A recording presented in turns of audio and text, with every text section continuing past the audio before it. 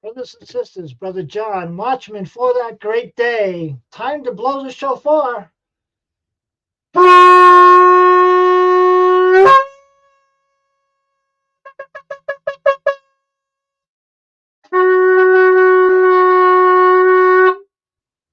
Hallelujah, brothers and sisters. These are some amazing moments.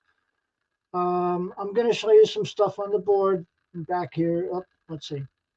Right over here pretty soon, but just bear with me. And first, I'd like to read something in the scriptures in Acts chapter 1 and in verse like 6 through 12, I believe it is. Let me make this just a little bigger. Roll it down. Okay. All right. So when the apostles were with Jesus, there's a theme I'm going with here. So when the apostles were with Jesus, they kept asking.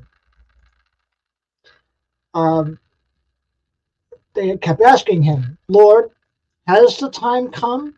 Sounds a lot like us. Has the time come for you to free Israel and restore our kingdom?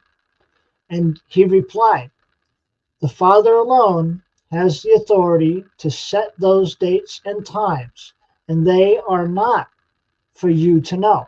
Now remember, Jesus was talking to them at that time, right? Since then, it's been almost 2,000 years. Just remember that.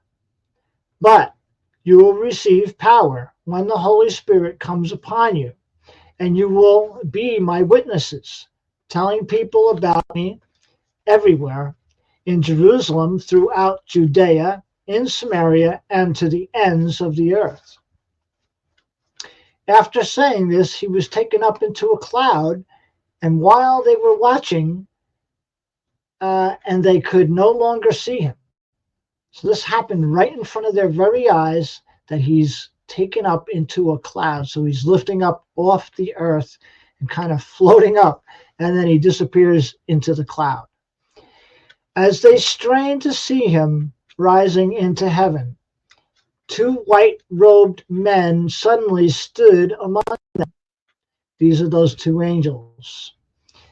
Men of Galilee, they said, why are you standing here staring into heaven? Jesus has been taken from you into heaven, but someday he will return from heaven in the same way you saw him go. Now, I believe this is the second coming. And the apostles returned to Jerusalem from the Mount of Olives, a distance of half a mile. All right, well, I'll leave it at that. Now, back to the thought. The last words of Jesus were that they would not know, because it was in the authority of God to set those times and dates. Now, here we are in the time after that, and over in, I believe it's in Thessalonians, I believe it's 2 Thessalonians, but at any rate, Paul wrote that time, though there was no need for him to write of the times and the seasons. So, you know, that day will not take you by surprise. So here we are nearly 2,000 years later, and we're seeing all the evidence of the April 8th, 30 AD resurrection. And this total solar eclipse that just happened has a storyline. It follows the storyline of the August 21st, 2017 total solar eclipse, the Great American Eclipse, they called it. It's like 6 years, 10 months, and some time, years ago. 6 years and some kind of months. It wasn't a full 7 years. Now, August the 21st of this year would be that time of 7 years. But that's not where I'm going with this.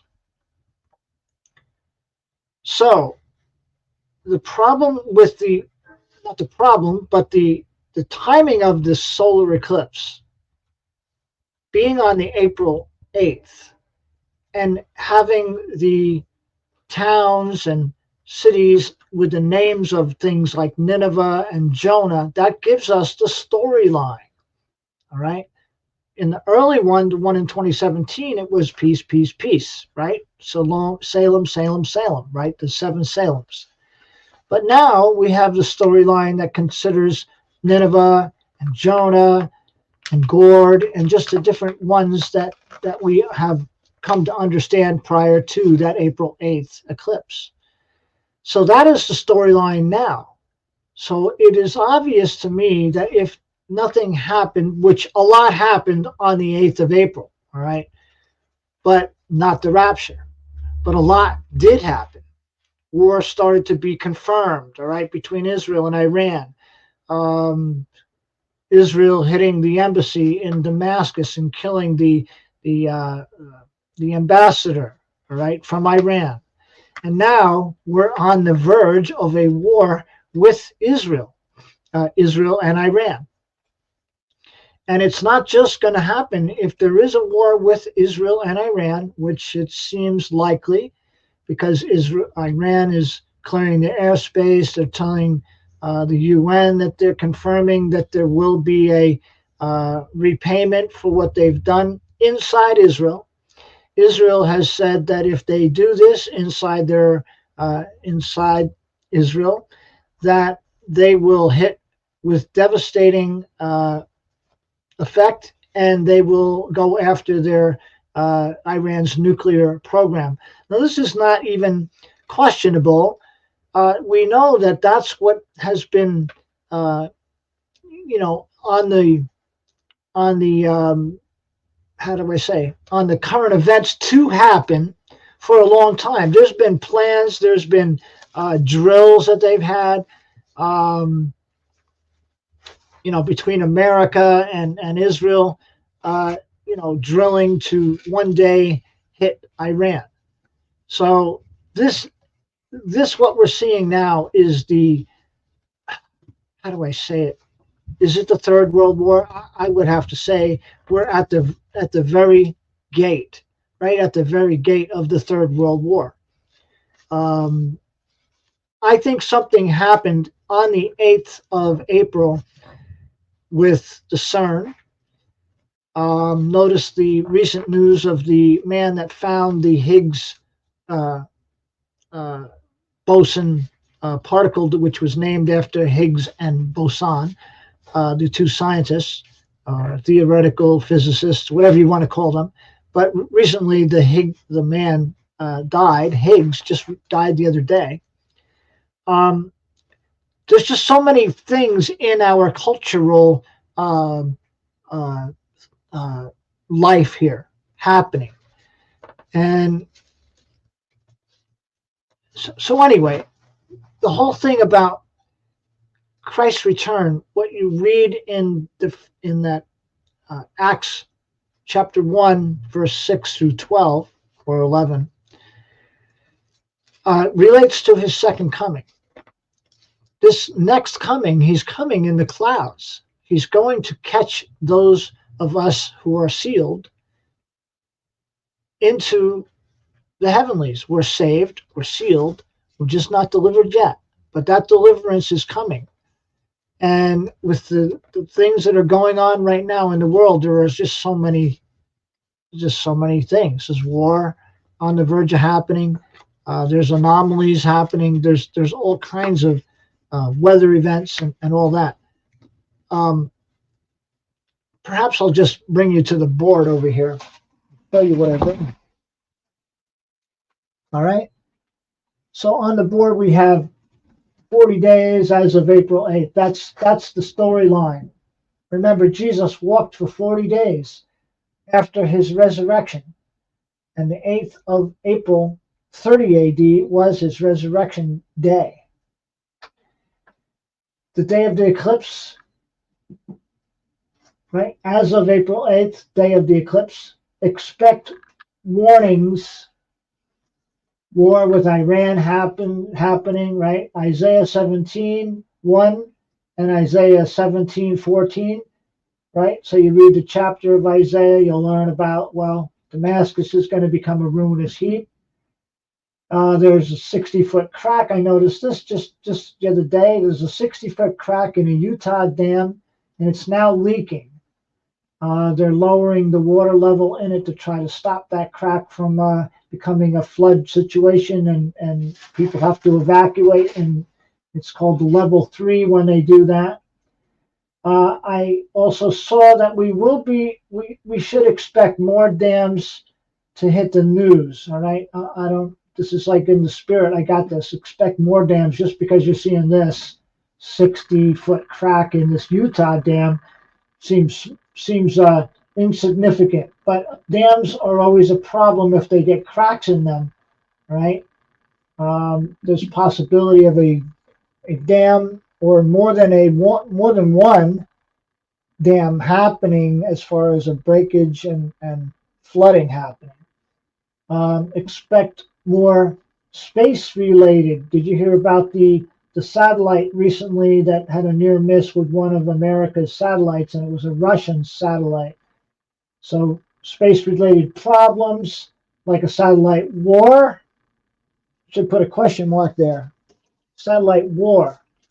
Was that the beginning of, right? The beginning of a satellite war, that near miss, according to the news, a near miss. Yeah. By certain nations, of course, Russia, China, the big nations have their satellites in Earth orbit, including CMEs coming from the sun. So remember, CMEs are not out of the picture. CMEs can happen, and they have been, and you know that the sun is in its solar maximum. It's supposed to be in minimum, but it's actually maximum, and it's going on during this year. And we're getting more and more sunspots and ejections from the sun. So also more meteors. This is really a problem. Meteors coming in from space, small and large. Small meteors can come in and people won't even know. They're so tiny. But just think of it like a bunch of gravel. You know, if a load of gravel comes in and it's spread out apart far enough, you're not going to see that. You're not even going to see it burn up. Depends on the makeup of iron that's in it. And anyway, if that hits something, hits cars, and we also have hailstorms, other things like that, water events, right? You have atmospheric storms, which is going to be more and more as these 40 days roll out. Today, there's 36 days left, brothers and sisters. 36 days of the 40. 40-foot wave. This is what there's going to be some sort of a 40-foot wave in the next month or so. Or 40 days. 36 days is like a month plus some. All right. 80-foot wave. There was just a recent anomaly on Hal Turner, which I could show you that in a second. Trillions of cicadas that are getting ready, and they're supposed to come out in early May or June. So there's on the board. That's just some of the things I think and I wrote, and all of those things are just all about where we are in time, in the timing of the end. So let me see. I'll share this with you. I don't know if you've seen this or not. Let me go there. Let me share that. Bear with me while I pull up this video. Just give you a quick look at this video here. And it's on the Hal Turner site. And I'll play the video. Okay. Welcome back. I'm trying to document this This very very weird weird anomaly anomaly taking taking place place on on Ventu Ventu Sky. I Sky. don't know I what don't this know what blob this is here, blob but it's is. coming. Oh, wow. End recording. Anyway, we're still recording. So here's the thought. My thought is that God is sending warnings, whether they're anomalies, all right, on screens, on YouTube, uh, in cracks and dams, um, weather anomalies, rain storms that dump like an inch and a half or 12 inches, right, in a moment of time, inch and a half per minute, or 12 inches in an hour, or something like that. All right. So these are warnings that are going to happen, I believe, over this next now 36 days period. Whether we're here for completed 40 days, I can't tell you, but I can say this. According to the theme of the story that Jesus compared himself, right? Jesus said uh, in I believe it was Matthew 16 that talks about Jesus would be in the uh, as Jonah would be in the belly of the whale 3 days, so would Jesus be in the belly of the earth 3 days, and they both had their time. They both the story compares. So both Jonah had his time of warning to this wicked and adulterous generation that seeks a sign, and no sign was given. But we that are watching see this as a theme that 40 days, if there was nothing that happened on the 8th, which I just showed you, there were things that happened on the 8th of April. And basically, it's lining up and it's giving. And as these days pass, if we're still here to see them, we're going to see it's something happened. Something broke on the 8th of April, right? The CERN was opening something, we're hearing about stories from China and just different things, okay? So the timing of 40 days doesn't necessarily have to play out all the way. We could be raptured today. But as long as we're here, if we wake up tomorrow morning, we watch to see what happens that day, and we continue to subtract one day at a time to that very end time, to that day, which happens to be I believe it's May 17th, 18th, which on the Torah calendar would be 2 days after Pentecost, all right, on the Torah calendar. They don't add on the Torah calendar, they do not add in a 13th month, um, which on Adar too. So as of yet, we're still waiting for Passover on the regular calendar, Hebrew calendar. Passover, according to the Hebrew calendar, will be on the eve of the 22nd, all right, which is how many days? Basically 10 days from today. So a lot can happen in 10 days, brothers and sisters. And if Passover is basically on the eve, so Passover, the first full day is the 23rd. So basically goes for 7 days, which would be the 30th, 29th, or 30th of April. But the count, if you start to count on the Hebrew calendar, on the regular calendar, not the Torah calendar, the one that they add the 13th month in, I'll let you do the finding, all right? But I believe it basically ends up in not May, but in June. I think it was June 11th. And what's interesting is I'm going to do a calculation on the screen, and this will be the wow kind of moment for people that are expecting the wow.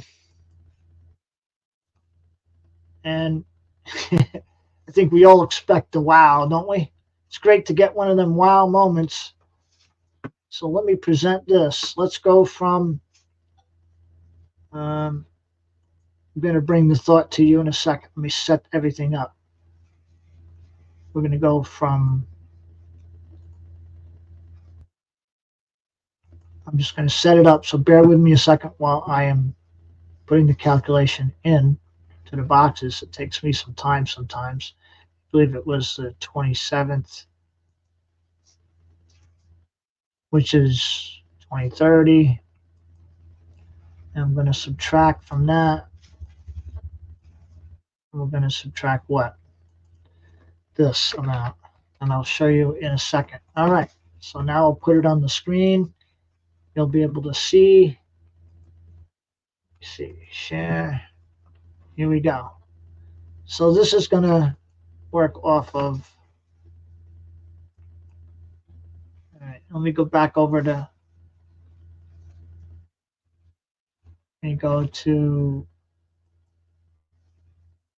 Bear with me a second. So you see that on the screen?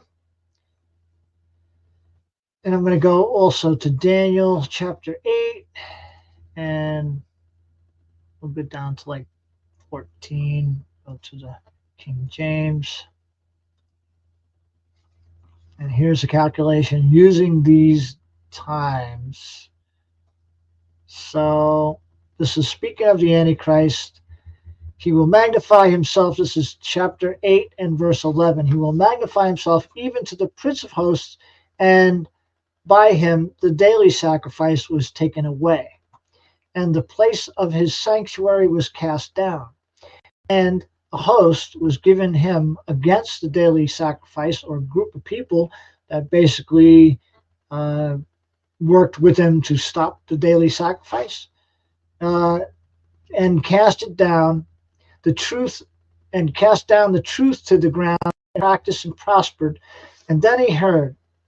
Now this is Daniel's vision. Then I heard one saint speaking to another saint, and unto that certain saint which spake, how long, here's the question, how long shall the vision concerning the daily sacrifice and the transgression of desolation, which is the same thing as the abomination of desolation, to give both the sanctuary and the host, and to be trodden underfoot. Now we know that in Revelation 11, it is given unto the Gentiles for 42 months, or for 1260 days, to be trodden underfoot. Okay, so how long is this total time for the vision concerning the daily sacrifice, the starting of it to the ending of it, and to the very end? So the whole total time. And then it says in Daniel 8:14, and he said unto me, unto 2,300 days, then shall the sanctuary be cleansed. Now, what you've been seeing on this here is the timing right there. 9/27, which is on the Hebrew calendar of 2030, would be the eve of Rosh Hashanah. Now, if we subtract 2,300 days, we're going to do the calculation right before you. Here it is, June the 10th. All right, and if it's the 28th, it'll be June the 11th. So we'll do the 28th. There it is. We'll do another calculation. So there, the 27th is the eve of Rosh Hashanah in 2030, and there's your 28th. That's the day of Rosh Hashanah. It literally changes in the evening. So September the 28th, 2030 minus 2,300 days brings you to June 11th, which if you go on the Hebrew calendar, which they add in that second month this year to bring us to April the 22nd, 23rd of Passover, and you subtract those 2,300 days from the end, it brings you to this in June 11th. And so I can even bring up on the screen, since I have the use of the screen, I can bring up that particular calendar and show you what June 11th of 2024 would be. So June 11th, just to give us an object to look at, is what? Right here. There it is. See it? Oh, you don't see it yet. Hold on. Let me change the screen. Stop sharing this one. and bring up this one. And sorry for my slow presentation here, but here's the date. Here it is. You see that? There it is. June 11th. What is it? Shavuot, Feast of Weeks, Pentecost. All right, there it is. So I'll just leave it at that. So there should be the wow moment for you. I don't know if it's going to be, Pentecost that we're gone, but it gives us a focal point between now and June 11th. Anytime we're watching for 40 days. 40 days brings us, according to the Torah calendar, brings us to May 17th, 18th for Pentecost. And if Pentecost is a month off, like it says in the Hebrew calendar, and like people will be celebrating from first fruits of this, the 24th, I believe, is first fruits of April, which is another moment of resurrection, is the idea of the first fruits. Christ raised from the dead on first fruits. That was the third day. So we're watching, brothers and sisters. The days are near. Don't worry about people talking about, there was nothing that happened. It means nothing. Everything that is presented in the heavens literally has meaning. And we're here for this specific time to pray for others, to learn ourselves, to call out to God, call out to Christ to come into your life if you haven't. If you're backslidden and you need to come back, please, this is the time. There is no more fooling around. This is a time, we're in a time frame, whether it's 40 days or more, of Christ's imminent, the day that we're waiting for, the rapture, the escape. Christ is going to come. He's not going to come and touch earth. He's going to be in the clouds. He's going to call us. There's going to be a trumpet, and we're going to go. And that's where we are. So it's time to be very serious at this time. Many, many things are going on in the world. Just the more you see, the more you know. Can't go on much longer. So with that, I'll give you the blast on the shofar and hope you're blessed by this video. God bless you all, brothers and sisters. Brother John, signing off. Hope to hear this soon.